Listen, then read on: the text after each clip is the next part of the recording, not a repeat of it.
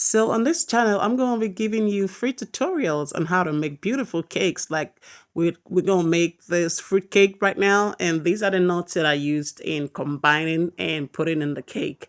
So these nuts, after I chopped them into, tiny little pieces, I had to soak them with a rum, okay, for like 30 minutes. You can see what I'm doing right now. So the video is self-explanatory, okay? While I added the rum, I covered it up for 30 minutes for the juices to, come out from the, nuts and make it to be very soft. And this is my brown sugar and the butter and vegetable oil that I use in creaming my butter. The vegetable oil is going to keep the cake very moist, okay? So I hope that you try this. And these are my 4 eggs that I used with 2 cups of flour and 2 teaspoons of baking powder. You're gonna see when I added it.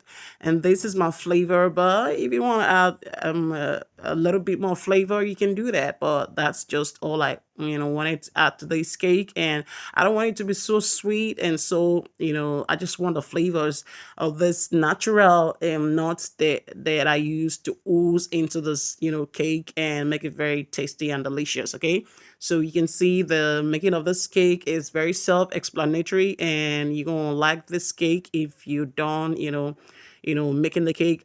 You can follow this channel because I'm gonna be doing food tutorials every week on how to make luscious cakes.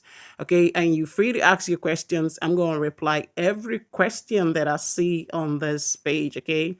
So it's your girl on my range. I'm gonna be here for you. You can ask the questions. I'm gonna reply you. And this is when I added the chocolate chips on the cake. And the next thing that I'm gonna do is I use the you know the nuts and the fruits to sprinkle on top of it. Okay.